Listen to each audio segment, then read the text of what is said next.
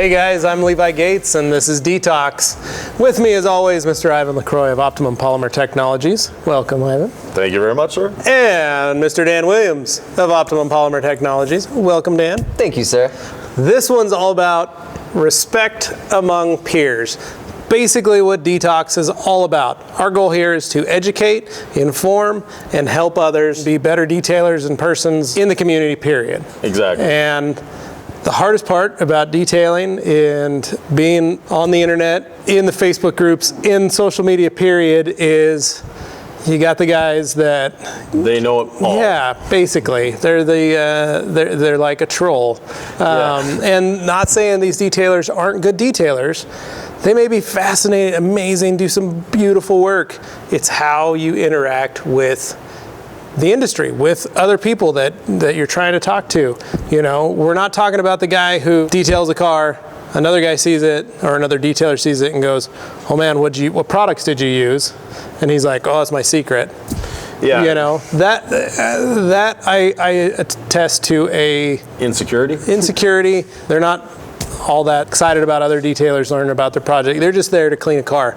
But if they go, oh man, I used something like this and I did this and I got it from this guy, instantly they start sharing knowledge. They become a better detailer because of that. And that on the basic level is how you would want to treat anybody. And you've got to remember, as a detailer, you're expecting your customers to talk about you to their friends. Exactly. You don't want your customers to go, who detailed my car? I'm not telling you, that's my secret. That's my car. That's my clean car. Sucks to be you. Do the research yourself. Yeah, exactly. We don't want that. None of us would have jobs if our towels weren't selling because nobody was telling us about our towels. Telling people we wouldn't be selling towels. We want people to spread the word. We want people to learn. We want people to use them properly. Exactly. That's what all this is about, and that's what we try and foster here on the show. That's what we try and foster on our Facebook page, and that's what you guys try and foster as well at the Optimum Synergy podcast. Yeah. At the end of the day, everybody's just people who are cleaning cars and they want to go home to their family and pay their bills and have some food and buy some stuff and enjoy their life. Exactly. Yeah. You know, and knowledge hoarded is knowledge lost. Right. Knowledge shared is empowerment. The detailer up the street from me, if he asks me what products I'm using, I'm going to tell him, not because I represent Optimum, but I'm happy to tell him what I'm using. Yeah. It's going to help him out. It's going to make him a better detailer, and I might learn something from his process as well. Yep. And we share. We have the Optimum Synergy training that we do in Memphis, and when we do that, Dan and I are the trainers. But we're students as well. We learn as much from the students as they learn from us. Every time I learn something. Yeah, exactly. You know, just because you're taking a training doesn't mean you're inferior to the person that's training you. Yeah. We're all on the same level. Yep. Everybody's a student, everybody's a teacher. And that's something, there's a lot of respect that needs to be given in our industry, that needs to be shared. And there's a lot of people that, they're internet bullies as well. You mentioned Facebook. There's one Facebook group, Detailing for Dummies. If you look at the pinned post of Detailing for Dummies, there's a nice essay written by Dylan Von Kleist on the detail sniper. Right. And it's in the pinned post, so it's easy to find. You don't have to if you're on a computer, it's the very first thing you see underneath Detailing for Dummies. Right. So it's very easy to find. And it's a beautiful essay that you wrote about the person that you post a picture online of you detailing a car. That picture is great. They see that the cord isn't hanging over your shoulder. Well, you have 5 people reply, great job, looks good. Then you have another 5 saying, cord wasn't over your shoulder. You're scratching the car, you don't know what you're doing. What is that going to do? What's that going to prove? How, even the person that's complaining, how is that going to improve their life? Not at all. Yeah. Well, and we get that with, some of our how-to videos, and I love all the comments that we get. Yeah. But sometimes we get some comments where people call out stuff, and I just see it as they're paying attention. Which is good. At least they're watching the video. Yeah. And at least they're learning the process. If they've found a way that we've messed up or we've mixed or done something maybe not right. But the key is we're just trying to share our knowledge. Yeah. I've been detailing for 20 years, and I've learned more in the last 5 years than I did the previous 15. Right. And that is because of technology, because of Facebook, because of social media, because of the groups, because of being able to connect with guys like yourself and others in the industry. I've been able to grow as a detailer. but I was the detailer that was closed off. I only had one guy I could talk to that would help me through stuff, and he was basically an older version of me. Yeah. And he didn't have much more than what he had. Yeah, well, the perfect example, when you came for training in Memphis, we had a gentleman come into the showroom wanting to buy some pads, and his first reaction is, I don't tell anybody where I get my stuff because it's my secret. Yeah, exactly. And I'm sitting there watching him, and I'm helping him get some pads and things, and the whole time I'm thinking like, I used to be that way. No idea, man. Yeah. On both these points, when I started detailing, it was before Facebook. So I would go on to MobileWorks, and I learned pretty quick. It was a forum called MobileWorks, and I learned pretty quick if you made a comment and you were slightly not right, you would just get attacked or flamed, I think they called it back then. Horrible, scary. And then as I progressed in my detailing career, I became a distributor for Optimum products pretty early on. So I always had to be very forthcoming with information and help, because I was selling products to people also. So I would love to show the people, and it just kind of transpired over to what we do now. In our job, and kind of just a natural 1, 2, 3 fit. Yeah, and that was my thing too. Once I started learning an easier, faster way, for me it was, oh my gosh, why didn't I do this sooner? Right. Why didn't I learn how to use this sooner? Why didn't I use this type of towel sooner? Why didn't I learn about, when I first came to the rag company, I remember I emailed Jeff, the owner, and said, holy cow, I didn't know you guys were in my city. Can I come to your shop and stick my hand in some towels?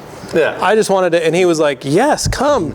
And I brought my guys. We spent 3 hours here talking and learning about microfiber towels. Right. And the three of us walked away totally enlightened and totally surprised. We didn't know anything. No, it's a whole different world. And it was like, wow, that was awesome. And we all came back and we were so just jacked and so excited and so proud that we had learned something. Yeah. And then went back and we worked and we were all excited. We were happy. And we were playing and testing and using new stuff. And it was reinvigorating. And so learning new techniques, learning new processes can reinvigorate guys who have been doing the same process over and over again. And especially for us, I learned how to do it faster, quicker, better, easier. And I was like, I feel like I've been chasing my tail my whole career for a long time, until I learned new methods, proper usage, different products that made my life easier. I trained a gentleman a couple months ago now, I guess. He's been in the business 35 years. And when we showed him the Optimum Synergy way of doing things, he was just blown away. He says, I've wasted 20 years of my life. Yeah, that's how I felt. Yeah, he says, I've been doing this for 35 years. I could have saved 20 years out of those 35 years in time, just the speed. And made more money. Right, and now he's out there showing other people. He's so enthusiastic about it, but he's the kind of person that if he knows something, everybody that knows him is going to know that. And those are the detailers that grow in this industry, that get to learn more, that get to be well known, because they share their information. They don't hoard it. They're an open book. It's like, if I know it, everybody around me is going to know it. Yeah, and that's how I've always felt. And that's, when we learn, local shops start seeing, and they're like, what are you guys doing that's different? What are you doing? Like, all your guys are enjoying what they're doing. Cars are coming out. They look awesome. What are you using? Yeah. Because I wasn't buying from the same person anymore. I was reaching out and getting more and more products from different sources. And I was like, well, I'm using these types of towels. I'm using these types of products. I'm using this. And I remember one guy was like, why are you telling me all this? Like, you're giving away your secrets. I was like, it's not a secret. No. Like, I don't understand why you think it is. Like, it's not a secret, and that person is not going to steal your customers. Your customers are your customers. Their customers are their customers. Exactly. Yes, there's the odd customer that shops from one price shops or looks for a different person. But if they're looking for a different detailer, it's because they're not satisfied with your service to begin with. Exactly. And I've been around most of this country, and I've seen beautiful cars with very well polished paint in many, many states and cities. Yeah. Another thing of not respecting is some of the detailers think that they're the only person that can make a car shiny, and that everybody else in their whole city, metropolitan area is just, they're all terrible. Every single one of them. Yeah, and when people apply to become Optico Pro installers, we have to vet their business and look at what they do, how they do it, why they do it, et cetera, et cetera. And some of the replies we get from people is, oh, that guy up the street, he's never done a good car in his life. And you talk to the guy up the street, and he says, oh, that guy, he's never done a good car in his life. And they're both talking about each other in exactly the same way. So if you listen to both of them are crap. Yeah. But if you listen to both of them when they talk about themselves, they're both the best. So who's lying, who's telling the truth? It's somewhere in between. Instead of putting the other guy down, if you know he's doing something wrong, why don't you go help him? Yeah. Why don't you go say, hey, you could do this way, this might help. Yep. And, you know, at my shop, one thing we did was we would try and host wash clinics, as we called them. Yeah. And we'd do it on a Saturday, and I would invite all the local detailers that I knew in the area. Yeah. And, you know, some would show up, some wouldn't, but I just kept pushing it out there, and I'd always make sure I invited them and said, hey, man, you're more welcome to come hang out and do this. And a lot of them felt weird. They didn't like coming into somebody else's shop, and I understood that. But I always put it out there, and because of that, in turn, they've started to, I've seen on Facebook, they say, well, I don't have a lot of experience on that, but Levi does. Or I don't really know much about that product, but you know who you should talk to? It's Levi. Well, you know, and it was because of that. Yeah, recently on Facebook, I saw the detailers in Connecticut all got together on a weekend, rented a car, and polished on it for the whole weekend. Yeah, that was really cool. Just to share information from each other. And they're all competitors. Yeah. But they've learned one thing. They don't compete against each other, they compete together. Yeah. And they all elevated themselves at the same time. Yep. So what one guy was doing better than the other guy, now they're all doing it. What one guy needed help on, he got the help on. So. Yeah. Hey, another place where I see a lot of disrespect, and it's with people who use different brands of tools or products. Oh, yeah. And I mean, some of it's like Crips and Bloods. I mean, it's like gang wars. And right back to my very first statement that I said, it's just everybody's trying to make a clean car, make some money, feed their family, and put some clothes on their back. Yeah, and if a product works, use it. Yeah. If a product doesn't work for you, you don't need to use it. That's all there is to it. Obviously, we would prefer that you use Optimum and Right company towels. Company, but no, you know, and we repeat this many times in the training.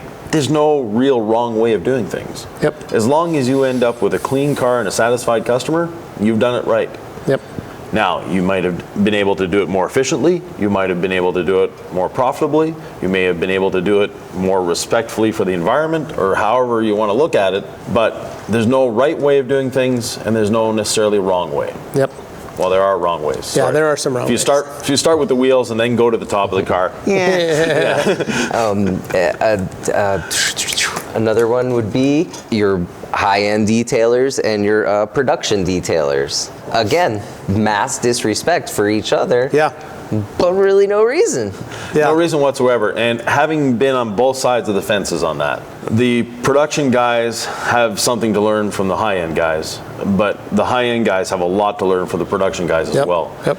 And I've had people come to training in my shops. We've had people come to training at the Optimum Synergy training that are the quote-unquote high-end detailers. And especially when they come to my shop, because my shops were production shops primarily. Right. We did high-end detailing, high-end retail detailing, but primarily production shops. And I had some people say, look, your production jobs are better than my high-end jobs. We do production not because it's a lower end of detail or you put out an inferior product. Production is just being more efficient at what you're doing. Yeah. It's gaining efficiency. It's gaining proficiency at doing things. You know, the way the shop is set up, the way the employees are trained, et cetera, et cetera, et cetera. So these are all things that you have to be able to relay. And same thing with the high-end guys. You know, the production guys can learn a lot from them as well. Yeah. You know, on different ways of finishing and how to read the paint and things like that. So they're two different worlds that should mesh together. But like Dan said, instead they butt heads. Yeah. And the funniest part of that whole thing, there's a market for each of those. Yeah. And you can go to Fleming's or Ruth Chris and get a steak, and you can go to Sizzler and get a steak. They're both have people sitting in those seats every night. So the same if you go through a car wash or And I've noticed that as well. I've had that experience where I've talked to a guy that first words out of his mouth is, I do high-end detailing, I don't do the kind of detailing you do. And I said, okay, well, I charge from here to here, and I do run the whole gamut. Yeah. Well, I only do one car. It takes me a week to do it, and I only do this. That's fine. Yeah. But I go through many more cars, and I'll still have a car 3 or 4 days in a shop if I need to, but they're going to pay for it. But at the same time, I'm going to have other cars. And I remember he couldn't get it through his head that we were the same. Exactly. He didn't understand that. And, he's a great detailer, good guy, does amazing work. Yeah. But he shares his information. He talks about techniques, does all that stuff. But it was just, there was a divide in him when I first met him. That was the first words out of his mouth, not, hey, how you doing? Not, hello, my name is so-and-so. Yeah. It was just, how you doing? I'm this. And I was like, okay. So, but it's just how it is. I've always been cordial. I've always been neutral. I've always been very open to everything and shown him everything that we do. Exactly. So. And recently there was a lot of discussion on Facebook, what's success? Well, success isn't because you do high-end cars. Success isn't because you have a lot of money. Success to me is the respect and love of your family and friends. Yep. You know what else is successful? Wrapping up a DETALKS show. On time. Yeah, on time. This one's running a little long. Yeah, I apologize. But the main thing is, it's like the golden rule. What is it? Do unto others as you would have them do unto you. Right. And so if you're going to talk trash about somebody, they're going to talk trash back. If you're going to try and help lift somebody up, they're going to be there to help lift you up. And that's all that matters. And if you have a differing opinion, state it. Don't drop it and run. State us. Tell us why something doesn't work for you. Tell us why you don't like this or why it didn't work on it. Make sure you explain yourself so that you're not just you're just throwing a bomb out there and then leaving. That it doesn't help anybody. Yeah, one thing we see a lot is people saying, I would never use that product. I'm not trying to be disrespectful, but listen to the Optimum Synergy podcast. This is DETALKS. And always subscribe to our YouTube channel. Make sure that you email me, levi@theragcompany.com. Leave your comments at the bottom. And for more episodes of DETALKS, check them out right here on the Rag Company YouTube channel.